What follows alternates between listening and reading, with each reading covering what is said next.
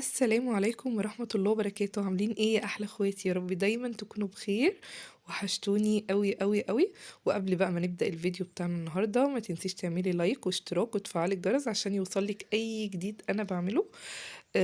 هنعمل وصفة حلوة قوي النهاردة، هنعمل الكريب. انتوا عارفين بقى يومين شتاء، والواحد عايز ياكل اي حاجة خفيفة في العشاء كده. فطبعا يعني اكل اقتصادية النهاردة وموفرة معانا كتير. وهنعملها من غير بيض خالص، يعني مش هنحط على المكونات بتاعتنا بيض خالص. وهنحشيه حشوة فراخ كده حلوة. تعالي نشوف المقادير. معايا كوبايتين من الدقيق، معايا كوباية من المية، وكوباية من اللبن أو الحليب، ومعايا دول معلقتين من الزيت. عايزة تحطي سمنة سايحة براحتك خالص، عايزة تحطي زبدة براحتك. ومعايا الملح والفلفل الأسود. هعمله النهاردة بطريقة فراخ كده، صدور فراخ كده تحفة قوي. جربيه وهيعجبك. وحاجة سريعة بقى، وبدل التفكير كل يوم هنعمل أكل ايه، لا هنعمل أكل سريع كده. كل سنة طيبين. طبعا احنا في الشتاء بقى وعايزين كل شوية طبعا الولاد ياكلوا في حاجات. جبت البولة بتاعتي، حطيت فيها كوباية اللبن وكوباية الحليب. طبعا المقادير بتاعت الكريب بتاعتنا كلها نفس المعيار، يعني نفس الكوباية اللي انا هحط بيها المية، هي اللي هحط بيها اللبن، هي اللي هحط بيها الدقيق. اهو بالشكل ده. لو عندك خلاط اضربيهم في الخلاط. انا زي ما قلت لكم انا بصراحة بستسهل الهاند بلندر، فانا هحط المقادير كلها في البولة بتاعتي وهضربها بالهاند بلندر. انت ما عندكيش هاند بلندر، ما توقفيش الدنيا على حاجة في الخلاط بتاعك، واضربي المكونات كلها.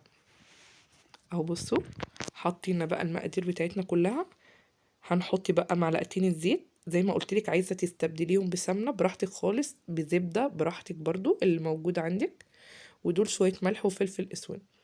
هنضرب بقى المكونات الحلوه دي في الخلاط، وهنرجع بقى نشوف القوام بتاعها عامل ازاي. آه عايزين قوام الكريب ولا يبقى تقيل قوي ولا يبقى خفيف. طبعا انا عملته معاكم في فيديوهات تانية، بس كنت عاملاه معاكم ببيض. لا المرة دي انا عاملاه اقتصادي، وكنت عاملاه مسكر يعني حلو. لا المرة دي احنا بنعمله ايه، وصفة غدا او عشاء، حلوة قوي وسريعة، وبحاجات كلها موجودة في البيت ومن غير بيض زي ما قلتلك، يعني مش هنحط فيها بيض خالص. وهتشوفوا شكل الكريب هيطلع معايا عامل ازاي، هيطلع تحفة قوي. خلاص انا كده ضربت المكونات. هروح بقى احط طاسة على النار. آه بصوا، هنحط في اول دهنة بس يعني اول مرة هنسوي اول كريباية، هنحط دهنة خفيفة خالص من الزيت بتاعنا، عشان خاطر بس نتأكد ان الطاسة تكمل باقي معانا سوا الكريب، يعني ما يلزقش معانا في قلب الطاسة. تمام. خلاص. اهم حاجة بقى العجينة بتاعت الكريب بنحطها في حاجة ليها بوز. يعني ايه ليها بوز؟ يعني اي شفشق عندك ليه بوز، عشان لما تيجي تنزلي في الطاسة بتاعتك تعرفي تنزلي في مكان واحد وتوزعيها. هعمل معاكم واحدة تاني وهوريها لكم. سهل جدا جدا جدا. في ناس بيستصعبوه، والله سهل قوي يعني. بصوا ولا اي حاجة. بصوا زي ما انتم شايفين الطاسة في ايد، والشفشق بتاعي في الايد التانية، وانا بحط العجينة وبلف ايديا بالصينية كده اكني بلعب بالظبط، يعني سهلة جدا يعني. اهو. طبعا تقدري تتحكمي في حجم الكريبايه بتاعتك حسب الطاسه اللي انت هتحطيها. يعني عايزاها اصغر من كده حطي طاسه صغيره، عايزاها نفس بتاعتي كده. انا عايزه اقول لكم ما شاء الله، كوبايتين الدقيق عملوا معايا كميه حلوه قوي من الكريب. هتشوفوها معايا. يعني عملوا معايا حوالي 8 9 كبار. لو انت بقى عايزه تعمليهم اصغر من كده اعمليهم في طاسه صغيره. عايزه اقول لكم ما بياخدش وقت خالص في السوا. احنا مجرد بس ما بنبقى واقفين جنبها كده ونلاقي الاطراف بتاعه العجينه طلعت من الطاسه بتاعتنا، بنبدا ان احنا نقلبها الناحيه التانية. بصوا بصوا بتطلع بمنتهى السهوله. اهم حاجه بقى الاسباتيلا دي عشان خاطر نعرف نقلب بيها العجين ونعرف العجين استوى ولا لا. بصوا، بنرفع كده. اول لما بنلاقي لون العجين بتاعنا غير معانا بيبقى كده خلاص استوى. عايزه اقول لكم بصوا من غير بيض وطالع معايا آه، منفوخ كده زي العيش كده وحلوة قوي. تعالوا بقى نعمل الوصفة بتاعتنا بتاعت صدور الفراخ. عايزة اقول لكم الحشوة بتاعته تحفة قوي، جربيها. آم، حلوة جدا. انا معايا قيمه مثلا صدر فرخه كده، قطعته شرايح بصوا بالشكل ده. واستنيت لما الزيت بتاعنا سخن خالص ونزلت بالفراخ. طبعا مش هنقلب الفراخ خالص، احنا مش عايزين يعني الفراخ بتاعتنا تنزل اي سوائل خالص. لا احنا عايزينها تحتفظ بالسوائل بتاعتها عشان تبقى طريه كده وجوسي من جوه. انا بصوا مجرد بس ما بفرد بس الفراخ، قطع الفراخ في قلب الزيت السخن. بصوا الزيت معايا بيغلي ازاي، انا ده اللي انا عايزاه. مش هقلبها خالص، هننزل بقى بشويه بهارات كده. بصوا عسل كده، مخليين طعم الكريب عسل. بهارات جديدة وغريبة، يعني معلقة واحدة بس هي اللي هتخلي طعم الحاجة بتاعتك غريبة. انا هحط النهاردة زعتر. عايزة اقول لكم بصوا، معلقة الزعتر دي او شوية بقى الزعتر دول هيفرقوا معانا في التيست قوي بتاع الحشوة اللي احنا نحشي بيها الكريب. عايزة اقولك جربي تحطيه كده، هتلاقي طعم مميز كده حلو قوي. هننزل بقى كمان بشوية بهارات تاني، بصل بودر، وتوم بودر طبعا. وهننزل بشوية ملح عشان نملح الصدور بتاعتنا او قطع الفراخ بتاعتنا. بصي طبعا انا ما قلبتش خالص، انا زي ما انتم شايفين انا سايبه البانيه كل ده. مش عايزاه ينزل اي سوائل خالص زي ما قلت لكم. فطبعا هنسيبه كده لحد ما ايه، ياخد معانا لون كده ونبدأ نقلبه. نزلت بالبصل والثوم البودر اهو. وهنحط كمان شوية فلفل اهو بالشكل ده.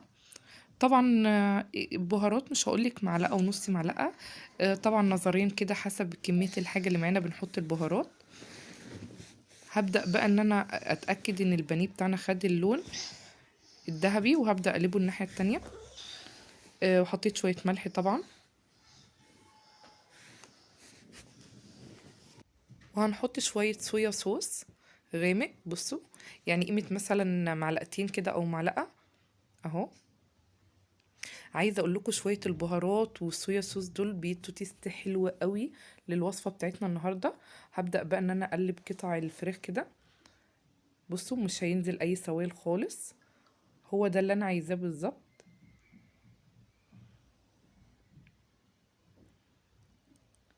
هقلبها بقى تقليبتين 3 كده، وهرجع لكم تاني نشوف بقى هنكمل باقي الوصفه بتاعتنا هنعمل ايه. بصوا بقى لونها، لون البهارات بتاعتها، التوابل عامله ازاي، والطعم ما اقولكوش، والريحه كانت جميله جدا. جربيها بالطريقه دي هتعجبك قوي. تعالوا بقى نشوف الحشوه بتاعتنا هتبقى ايه. طبعا قطع الفراخ اللي احنا شوحناها اهو بالبهارات، بصوا عامله ازاي. بصوا الصويا صوص مديها لون حلو قوي. معايا شويه بقى تشكيله خضار وجبن كده. معايا زيتون، ومعايا فلفل رومي، ومعايا بصوا اوريكم البانيه عامل ازاي او الفراخ عامله ازاي. ومعايا فلفل حراق. بصي يعني الحشوه بتاعتك اللي انت تحبيها في الحشوه بتاعت الكريب. ومعايا جبنه موتزاريلا، ومعايا رومي مدخن، ومعايا جبنه رومي، ومعايا كاتشب، ومعايا كاتشب ومايونيز. بصوا بقى عجينه الكريب طالعه هايله جدا جدا جدا.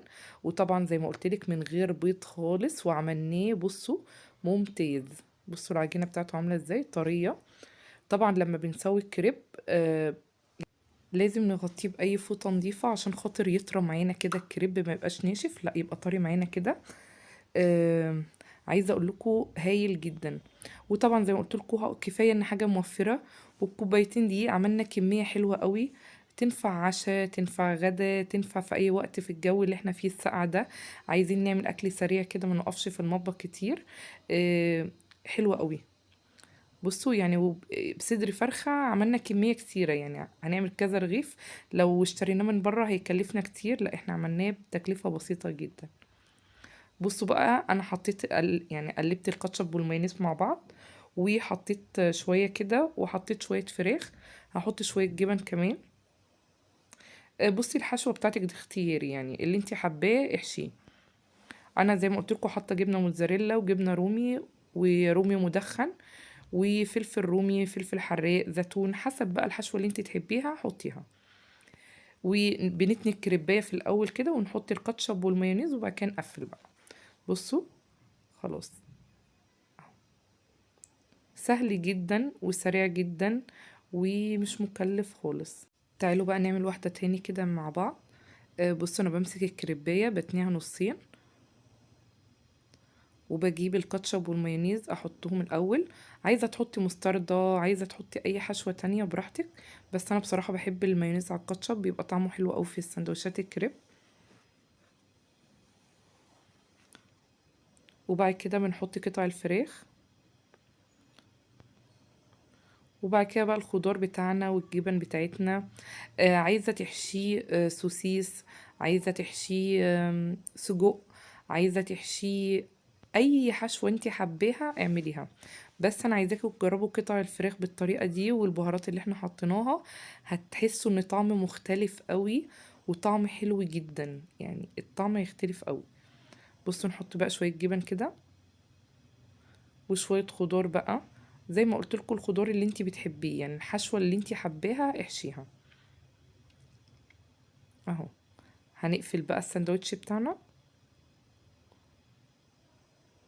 بصوا انا مش عايزه اسرع الفيديو خالص، عشان في ناس يعني ما بتعرفش تقفل الكريب او ما بتعرفش ان الطريقه بتاعته.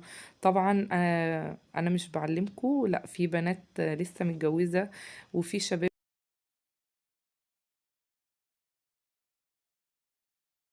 دي آه، مكونات بسيطه ومش مكلفه خالص. خلاص انا ما حبيتش ان انا اطول عليكم اكتر من كده.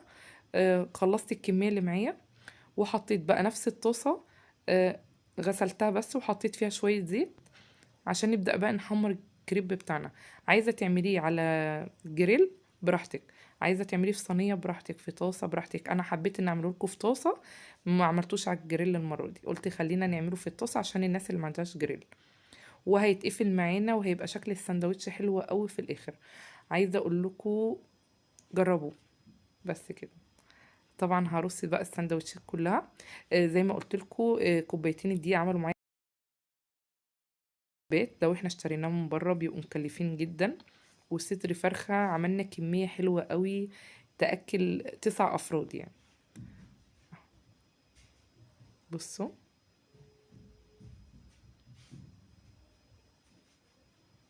مفيش أحسن من كده بقى. أنا خلاص خلصت الرصة الأولانية، حطيت رصة تانية. بصوا عامل معايا ازاي، بصوا واخد لون ومقفول ومقرمش وطعمه تحفة جدا. هخلص بقى الكمية دي، زي ما قلت لكم عملوا معايا 8 اهم 5 والتلاتة اللي انا عملتهم معاكم في الاول. بصوا بقى منظر الكريب عامل ازاي. عايزه اقول لكم العجينه هايله جدا بتاعته، جربيها من غير بيض هتفرق قوي وموفره.